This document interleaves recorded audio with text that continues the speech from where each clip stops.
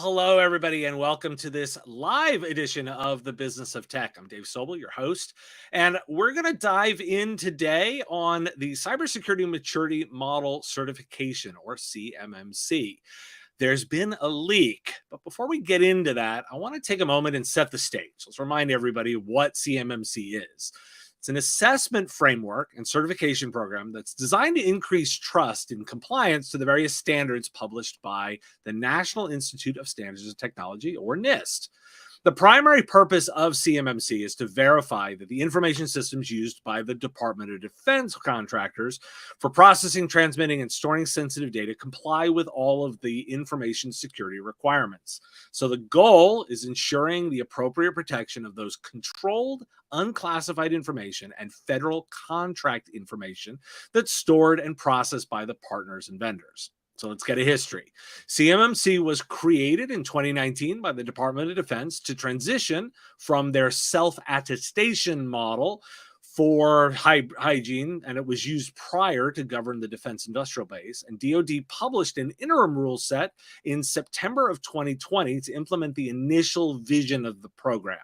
That became effective on November 30th of 2020, and thus CMMC 1.0.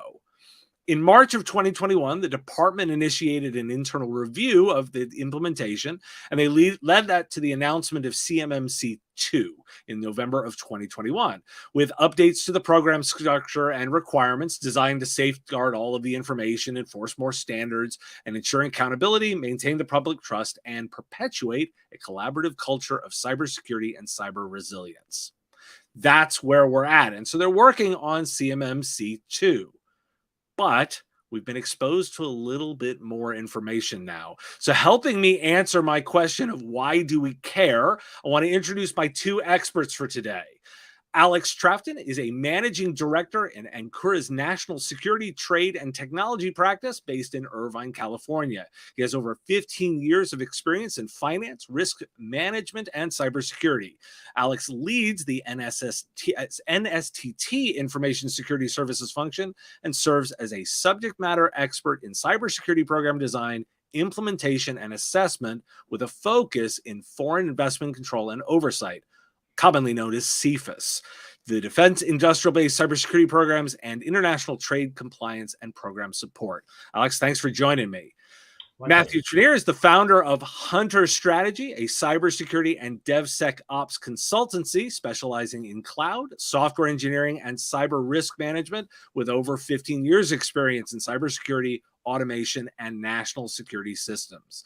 Matt has been recognized by the defense and intelligence agencies as a key contributor in cyber risk management and cloud engineering. He's a frequent speaker in cloud and cyber risk and has been an active member of various industry working groups supporting the Joint Artificial Intelligence Center, Defense Counterintelligence and Security Agency, and the Office of the Secretary of Defense for Acquisitions and Sustainment. Great intros, and I've got two guys who know what they're talking about. So I'm going to start with a super basic thing. Guys, CMMC 2 leaked. Tell me a little bit more about what happened. Sure. So this kind of comes down to how the federal government goes about making rules, right? So CMMC is a regulation, an agency regulation from DoD. So the rule initially lived with DoD, where it was developed, where there was a public comment period. Prior to it becoming a regulation in the Federal Register, it has to go through OMB, the Office of Management and Budget, and specifically their Office of Information and Regulatory Affairs, OIRA. And that's where that rule went, and that's where those documents went. Their job is to do things like make sure it meets the Paperwork Reduction Act, that they have all these economists and statisticians to figure out what impact it's going to have on industry, how much time it's going to take for agency officials to implement, things like that. And what happened was, for reasons we don't know, the documents that make up the CMMC, which is the assessment guide, the framework, the scoping guides, and the hashing tool, were published to the OIRA website. What we assume is accidentally, and they were left up there for something in the range of 24 to 36 hours before they were removed. This really gave us insight into what is going to be in the CMMC program, because from the perspective of DoD, once that rule went to OMB, went to OIRA, they were done with the rule. They were happy with its contents. They felt like they had responded to industry comments. So what we saw most likely is probably going to be pretty close to what's in either a proposed or an interim final rule that's going to be issued at any point, pretty much. So it's essentially an unplanned sneak peek is what we got. Yeah. Now, just to give me a little bit of a quick sense, like when were we expecting it? Since this is a little bit unplanned, is this 2 weeks early, a month early, a year early? Like, give me a little quick sense of So the rule was sent from DoD to OMB on the 24th of July and was leaked shortly thereafter. I think the rule itself, if it's a proposed rule, I mean, it could be within 60 days they open it again for public comment, and if it's a interim final rule, that could be anytime also with some rollout period. So there's some, it was almost immediate, the leak. And the question is how long until there's either an official look at the rule, whether for proposed rule for comment or an interim final rule, which means it's going to be rolled out imminently into DoD contracts. So I think the likely scenario is there's an interim final rule. And we're looking at probably 330-ish days until about the average for these rules to become interim final. But yeah, I mean, so immediately leaked. And then the question is how soon will the actual rule come out? I don't think the DoD is probably too happy that this got leaked, but these things happen, I guess, even to the federal government. So, and let's remember the underlying requirements in technology have been established for a while. This is really more around the implementation and the rule language itself, not kind of the substance of it. The technical substance of it has been known for years. What this really did was start to speak to some of the details of the implementation. What does it mean for things like cloud and service providers, and some a little more of the how than the what, so to speak, if that makes sense. Yeah, it does. So for listeners that are watching live, we will be taking questions. Go ahead and put them in the chat box. So before I move on from this, I just want to make sure that my assumption is right. I get the impression that the leak is essentially a mistake. This isn't probably somebody clicked the wrong button versus something we should be thinking about from a malicious perspective. Sure. We talk so many breaches. I just want to make sure my impression of that is right. Is that a fair assessment? I've been working with the government. Yeah, I was going to say, I've been working with the government a long time. I've helped author rules. I've helped review rules. And I can tell you with absolute certainty that this is a mistake.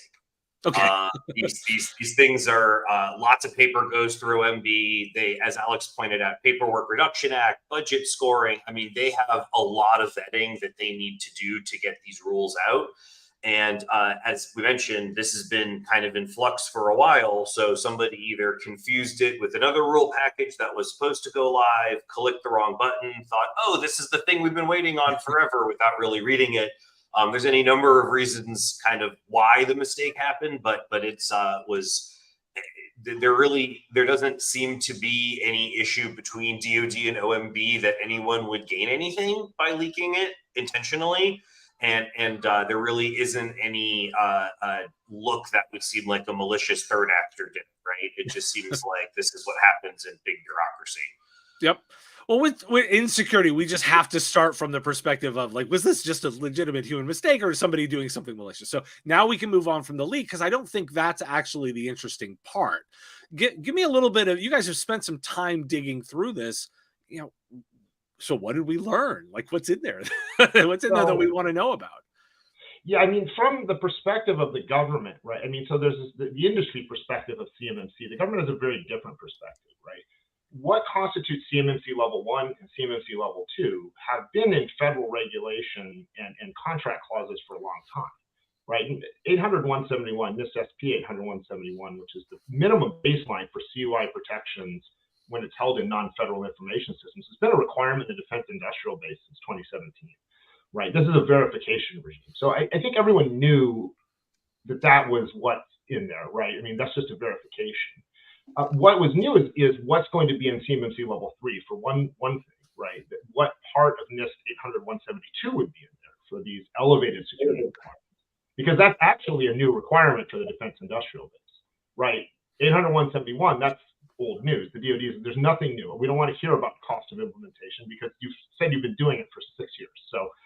So there's this what's in level 3. And I think also how this, a lot of the ambiguity around implementing these things was, these aren't contained entities that it applies to. These small companies, mid-sized companies, right? Not necessarily prime contractors, but small and mid-sized businesses. They use a lot of cloud resources. They use managed service providers.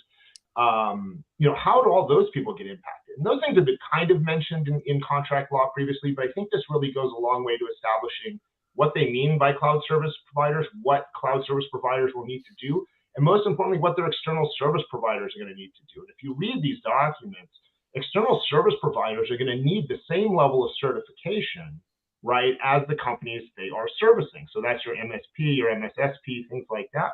They're going to need the same level of certification if they hold your data or even security-related data, logs, things like that.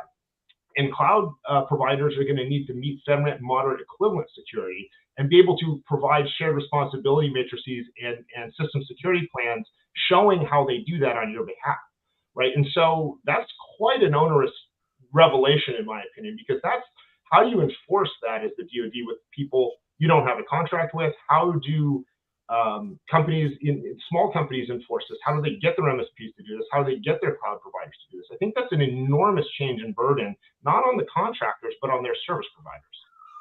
So I want to make sure I heard that right. So for those that listeners know, I'm based in the DC area. I've got tons of friends in government consulting, and oftentimes it's easy to be dismissive and say, well, that's the big companies. But there's a real long chain in this. So I want to let me do out a theoretical example, and you guys tell me if I'm hearing this right. So a federal contractor hires somebody, and then they're working with a sub below them, so a small person that they bring in, and then that person is leveraging a managed services provider just to run their network, right? That could just literally just be like, so that managed services provider is also in the chain and has to be covered as part of that. Am I hearing that right? No, that's the problem. So they're not supporting the contract. So they don't sign the clause. They're not eligible to sign the contract clause, which flows down. But the government is saying, since they hold the data on your behalf, they're still subject to the certification requirement. So that's the trick, right? Like, so the government's not saying you're part of our supply chain. They're saying like the supply chain has to make sure you're certified to use your service and products, right? And I think that's where I think there's probably some good government contract lawyers circling the pool here, because I think that's up for debate about how that's enforceable. And that's always been the trick with this stuff, is how do you enforce all of these things, right? And the DoD has no privity of contract with either the contractor or their contractors. And so they understand that's the risk, and this is their attempt at solving it.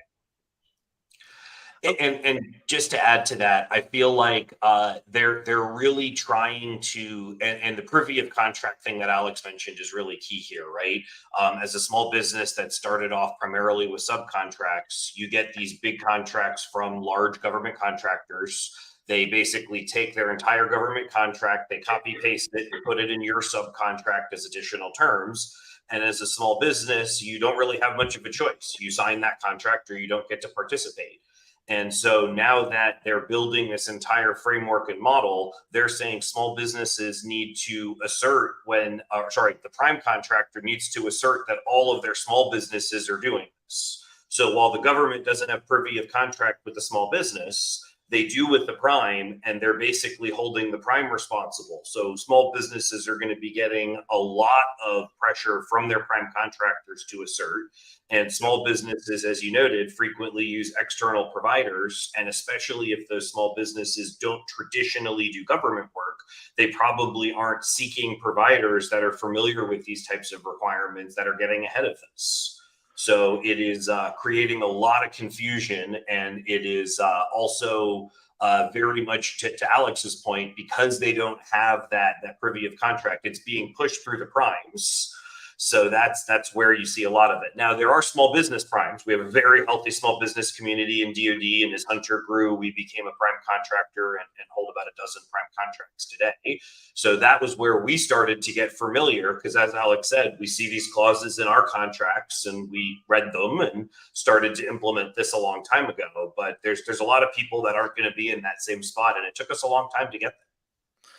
So I'm guessing a lot of MSPs have been asking you guys, well, what do I need to know and start preparing for? What guidance are you giving them? I mean, from a just a compliance with this rule perspective or potential rule, I mean, part of the problem is you're kind of having to prognosticate for them and say like, well, we have this leak. Here's what's currently in contracts. Here's what we kind of think is going to happen, right? I mean, there is some. How do you manage those risks, right? Without committing to something we don't know is a rule yet. But I think one thing is really making sure that if they're just an MSP, that they're able to meet the requirements of CMMC, right, from a policy level, from a system security plan level, but also that they're going to be able to support their customers, right, in their CMMC audit. So shared responsibility metrics, right, because they're doing a lot of the functions the company is attesting that they're doing, will be certified that they're doing. So how are they going to provide evidence and artifacts for that? Who are they going to have show up for interviews with an auditor? Right, because it really is a shared responsibility. So really helping them define that. And I think the other thing is the opportunity, right? I mean, there are lots of MSPs and MSSPs in the defense industrial base. Some won't be able to do this. Some may, if this all comes to fruition as a final rule, have to leave the market. So there is some investment of time and money in this. And is it worth it? Is there enough business out there, right, when the wheat is separated from the chaff in a final rule, and basically MSPs are kind of excluded, and contractors too, because they can't meet these requirements. So have we gotten some insight into the technical requirements, like what new stuff or stuff we need to start planning for? I would say that's been so it's new to some people. So that's the first thing we have to engage with is some MSPs have been down this path for a while. And I don't just mean with the NIST standards. If you have an ISO certification, if you have a SOC certification at your MSP level, a lot of that investment can be reused here. The good news is the government didn't reinvent the wheel by any means. And the technology side of this has been known for a while, and there's really nobody on the ideological spectrum that's advocating against it. Right now, we start talking about the supply chain responsibilities. What does it mean for cloud providers? How do you make these different attestations? That's where things get a little different, right? So if, for example, today you're using Salesforce, as most MSPs or many MSPs are, if you're going to start storing some of information about government contracts or government customers in that Salesforce environment, you got to be looking towards their GovCloud implementation that follows those controls and can provide those assertions to you upstream.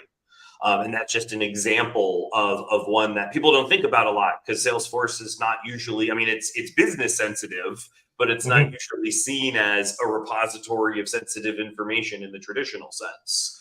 But that's a great example of one where, is there a government cloud offering? Absolutely. It's much more expensive. It's going to put a big burden on small business.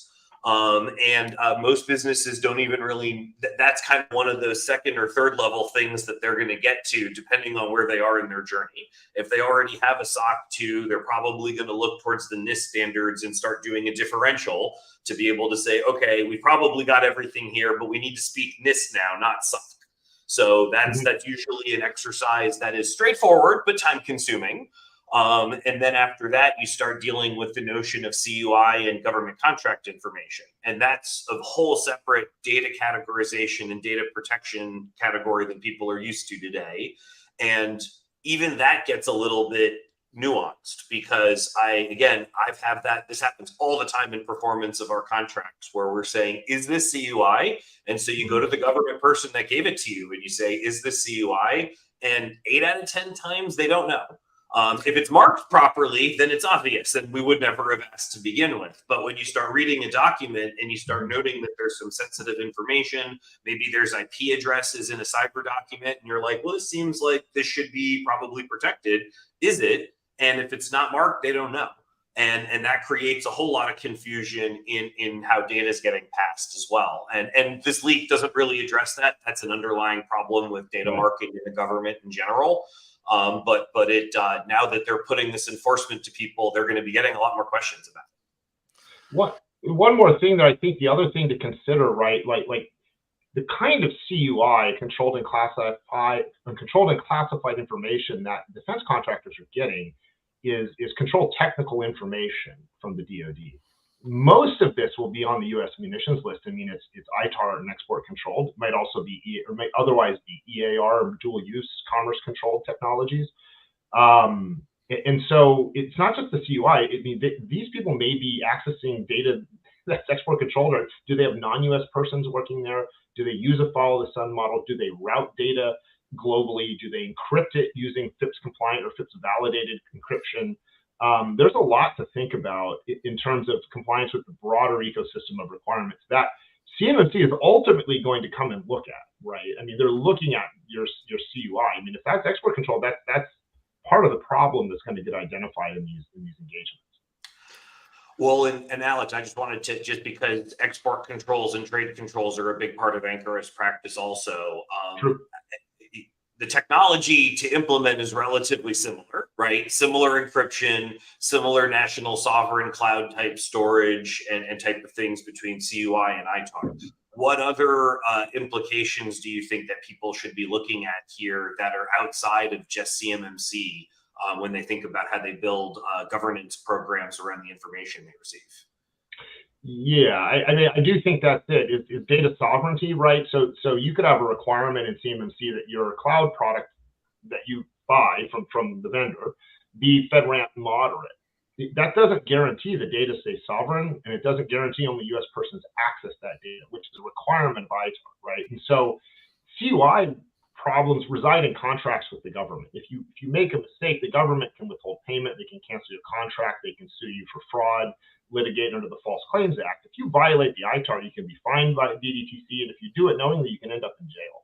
This downstream F-35 issue, where these Chinese parts wound up in the F-35, the people ultimately responsible for that are being prosecuted by the DOJ. They're not being fined.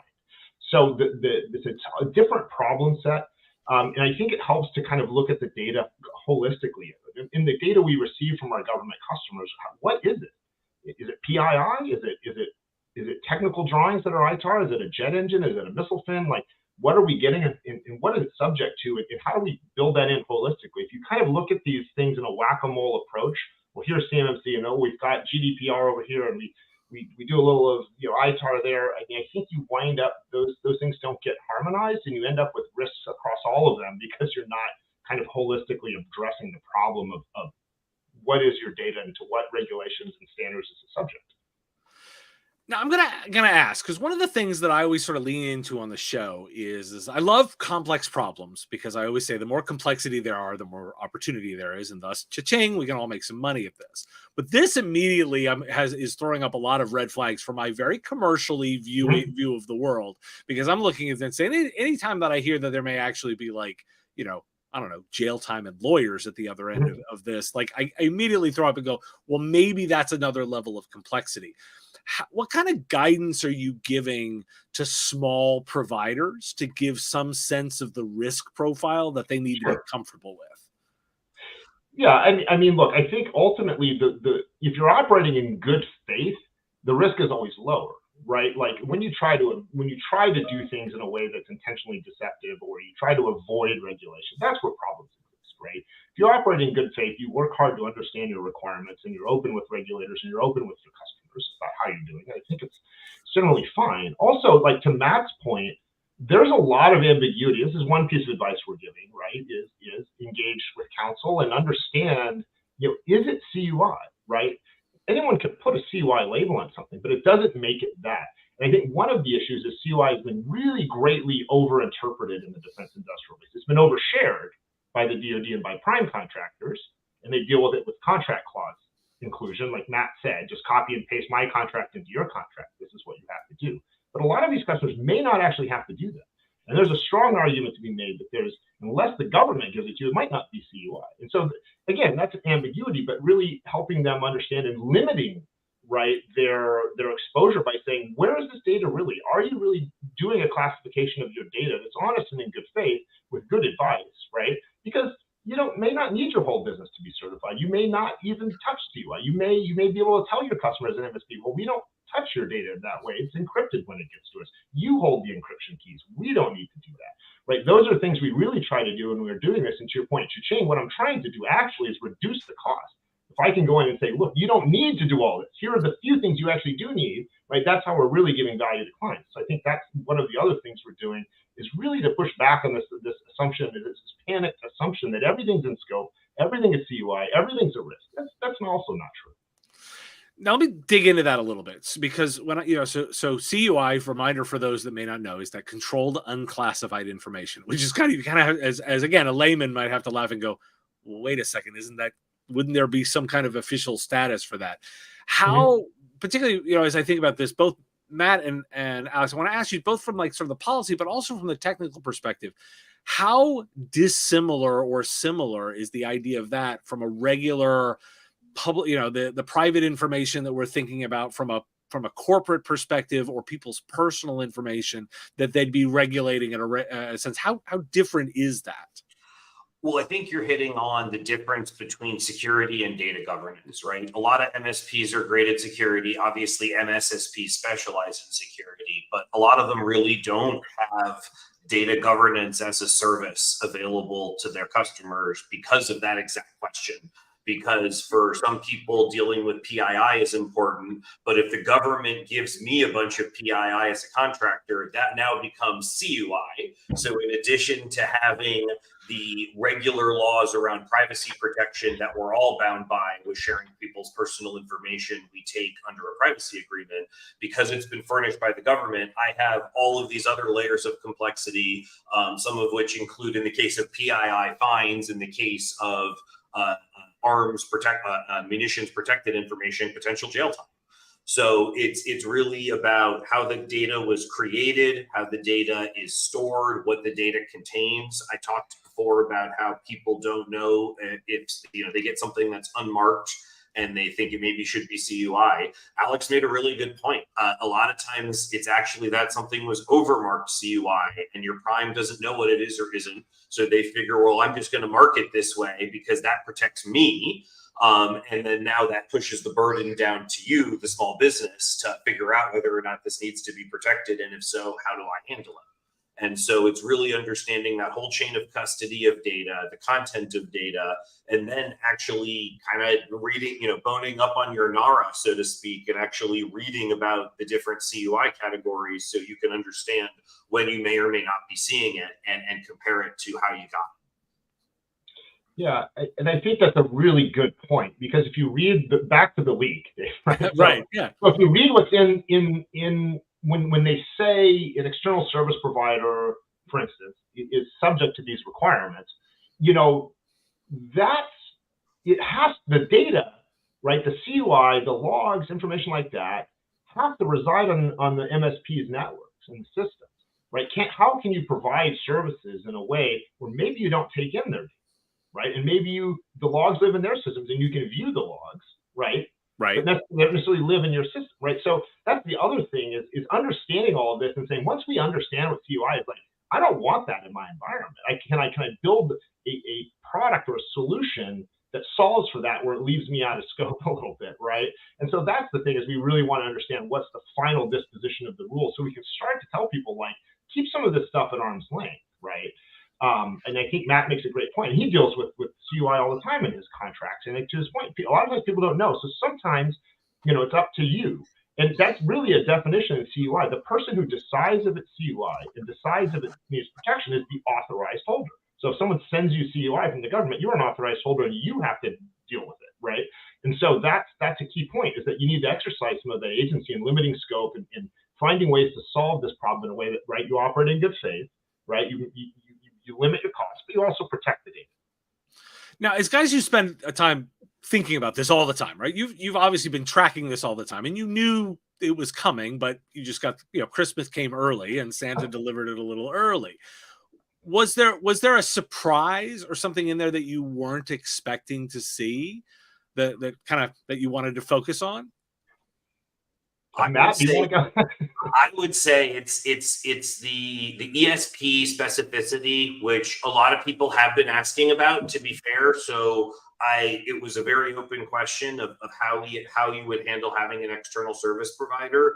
I thought it was interesting that they just applied the CMMC program to the external service providers. There's been a lot of push in the overall regulatory GRC space among people that support ISO and other frameworks pushing for reciprocity, because a lot of these different regulatory frameworks, security frameworks, are very similar. And so I think there was a lot of hope that if an MSP had already invested in SOC 2 or in ISO, that they could use those instead. They really did not seem to allow for that. They said it needs to be equivalent to FedRAMP Moderate if you're a cloud services provider, and that you actually need to be certified under CMMC as an ESP. And I feel like that was a pretty a line in the sand a little further to the right than I expected them to come out, for me anyway. Alex, I'm curious what you think. Yeah, I mean, look, I knew this was going to happen, and the reason is when the government you leaked it, right, Alex? You're not telling us. No, I'm kidding. What's that? I was you said you knew it was going to happen, so I was saying you leaked it, but I was joking. Yeah, no, I mean, I predicted rather. I mean, when this initially, when the first CUI protection requirements came out, and by the way, there is a federal acquisition regulation rule that's coming that there are going to be CUI protection requirements for every federal agency, right? So if you're at the Interior, you're a subcontractor of the Department of Interior, and you make park ranger hats and you have PII for the park rangers, you now have CUI, right? I mean, and I don't mean that in a derogatory way, but that's where this is headed. But the DoD was the first to implement this, and what they said was, when everyone complained, they said, this is government data. The taxpayers trust us to protect it. That obligation doesn't go away when we share it with our partners, right? And so when they share it with the partners are required to protect it, and they defined in rules how that had to happen. So as soon as they turn around and share it with a cloud provider and ESP, that same logic, the dispositive issue of the responsibility to protect the data continues with the data. The trick was always going to be, how is it enforced, right? And the only way it's enforced is in contracts. Right, and the CMMC ultimately is enforcing the contract requirement, and so that I knew these were going to land in the laps of cloud providers and managed service providers, because of the initial logic that DoD used, which is, from a legal perspective, is sound logic. Just because I give it to you doesn't mean it doesn't require protection anymore.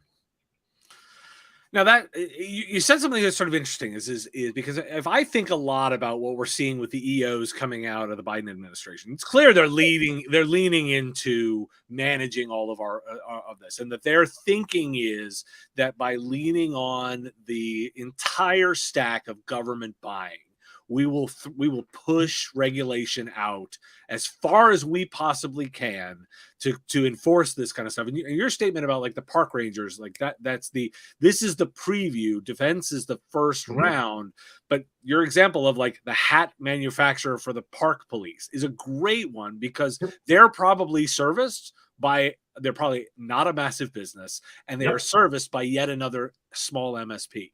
Give me a little bit of a sense of how consistent the rule structure is across the entire Fed, not just DoD, but applying this outside to all organizations. So in the initial rule that lives in 32 CFR 2002, which was issued by NARA pursuant to the executive order on CUI by Obama, it established the minimum requirements for federal agencies to protect CUI, and it established the minimum requirements for non-federal entities when the agencies share data. And they said the minimum standard anywhere, anytime you share CUI, is NIST SP 800-171. They said that's the ground floor, right? That rule applies to the agency. The agency can never have a contractor not be subject to that standard if they share CUI. Now, they have to ensure it through contract law, right? Because there's no other regulatory authority over that data. But that's the minimum standard. And that's what people, I think, are worried about, is because this 10-year saga, right, in the DoD, right, which has been painful, has been awful, right, has been laid bare the failure to protect our defense industrial base, right? All of that is coming to the other agencies near you, right? And so at the minimum, they're going to get 800-171 as a baseline requirement, because that's the agency is bound by the regulation that they have to do that. And DHS just issued a CUI rule in I think in July also, and they punted. They said, we're only going to do this for cloud providers. They need to get FedRAMP Moderate. we're punting to the FAR rule that applies to all agencies. We don't want to preempt the FAR Council. So we're going to wait to see what they say. So the other agencies are going, we're not doing the DoD thing. We don't want to deal with this mess, right? So we'll deal with the people who run the cloud on our behalf, and we'll let the FAR deal with this as a general acquisition rule for all agencies, right? And so once that happens, I don't see how it could be any less than what the DoD is currently issuing and verifying through CMMC. The question will be, how is it verified? How is it implemented, contract law? And how is it verified? Is there an audit? Is there an attestation? That's the question, but it is coming to an agency near you. Well, and to take that up a level, right? Not CMMC is coming to an agency near you, although that might be the inevitable thing that they have to do. The FAR clauses and the requirements for what CMMC is dictating. And that's just a distinction I want to make sure is really clear, because as Alex said, 800-171 has been the law of the land for a while now. It's been the law of the land for agencies to put forth in their contracts when they're furnishing this type of information. Have all agencies done that in all contracts where they furnish that information? They have not. DoD certainly has the biggest problem and has the most partners and has probably, other than the intelligence community, the largest amount of information to protect. So they've been really leading the charge because they have the biggest exposure. And in a lot of ways, I think other agencies are, certain agencies are looking to DoD to kind of get a mature model in place that I think that they can jump onto. Others are trying to chart their own path. But nobody is questioning the standard of 800-171. That's the guidepost for everybody. All of these things, CMMC or whatever any other agency does, is how they're verifying and how they're building a model around making sure that you're doing 800-171 and not just signing a contract saying that you're doing 800-171, because that's kind of where we've been for a few years. Now, NIST is taking another look at their entire framework, right? Yeah. That's the other bit. So how does this relate to what NIST is doing for their next gen of the cybersecurity standards? So there's just always been this confusion between NIST and the DoD when it came to CMMC, because when they issued CMMC rules, everyone would complain that NIST was too hard. And they go, we don't work at NIST. That's Congress. Right? We are required to implement 800-171. They define the contents. And then people would come to NIST when they were updating 800-171 and say, oh, the CMMC program's too hard. They go, whoa, we just make the standards. That program is with DoD, right? So the balkanization and kind of the Byzantine nature of some of these agency processes were very confusing for people.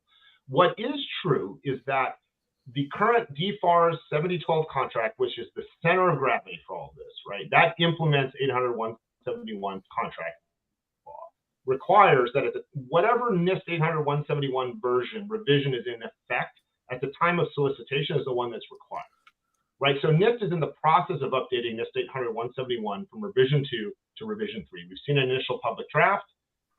They expect that to be released in Q1 of 2024, right? So there is a substantial increase in requirements in that document.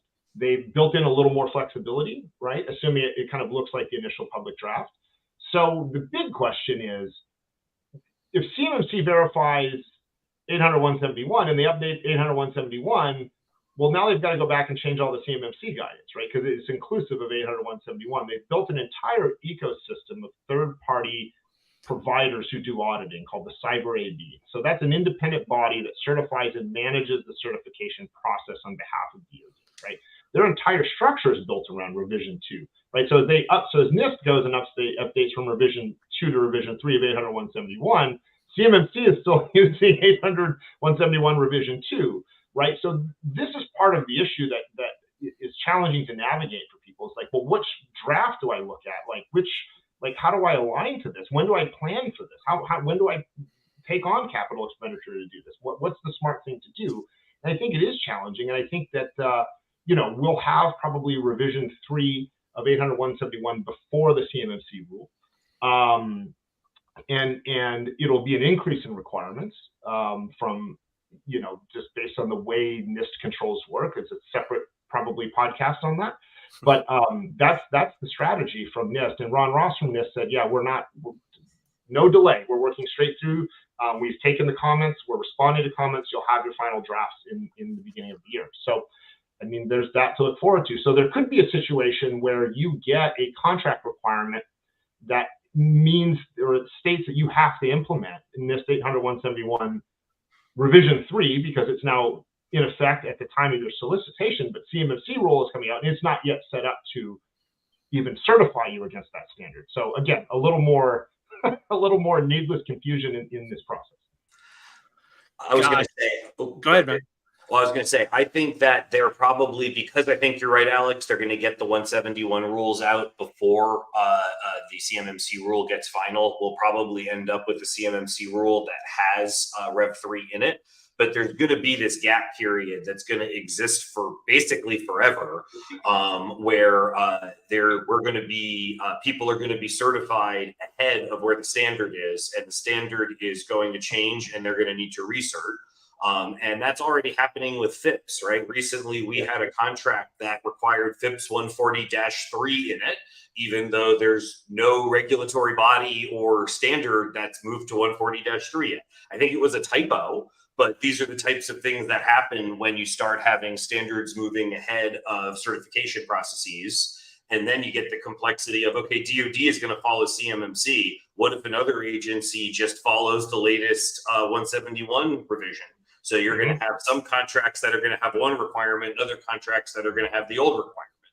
So these are things that we're going to have to sort out as things get a little bit more in tune.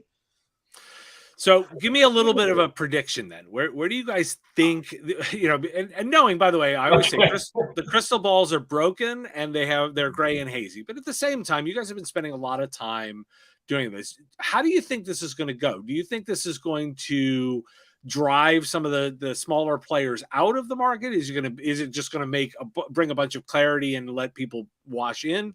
How do you think this is going to fall out for those that are serving this ecosystem? I mean, Matt, that's you. You are serving the ecosystem. There's no consequence to my prediction. So I'll say for us, there are some people that made this. We're one of the people that made this investment early. We've been following the standards for a while. We kind of saw the writing here, and we did that. And there are lots of other companies that did that as well. So I think that you're going to see some players that have made these investments grow in this space because sadly, people that are using external service providers that kind of only casually support some government contract entities, they're not going to want to make the investment. They're not going to see the value. And so if they don't see the value and they don't want to make the investment, then they're going to probably lose those customers that require that investment. So I think you're going to see a little bit of a shift. But those smaller players that focus in this market are probably just going to go through the process like everybody else has. And the ones that have focused on it for a while probably already have, and they're ready. So that's certainly where we feel at Hunter. And I would say I think there's plenty of other people in the space that are ready for this new business. It's also going to bring a lot of new customers to this market, because there's a lot of people that are doing niche things like creating uniform for Park Service members that never really saw that as a requirement, that are going to start getting swept into this, that are going to start coming into the more traditional government contract space. Gotcha. Yep. Well, yeah, Matt's right. I think it is an enormous opportunity for cloud service providers and managed service providers who can not only do it themselves, but help their customers. Right. I mean, the customers that are struggling, if you're an MSP and you think you have the horsepower to do this, please do it from a national security perspective. The MSPs are the weak spot in the defense industrial base. We need strong MSPs. We need good MSPs. If you think you have the technical and organizational capabilities to help defense contractors, do it, because there's going to be a lot of opportunity. Well, I love ending on an opportunity moment, because that's the focus. I'm going to ask each of you, how can people get in touch if they're interested in learning more? Alex, what's a great way to do that? So you can go into the Ankura website and find our aerospace and defense practice. You can reach out to me on LinkedIn. I'm always happy to talk to people, even if it's just a free sanity check. Look, we are, my team, we're committed to enhancing national security in the United States, and of course making a living while we're doing it. But we're happy to help. So please reach out.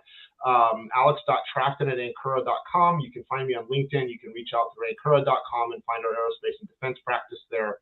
And you can reach me in any of those places. Awesome. Matt, how can people get in touch?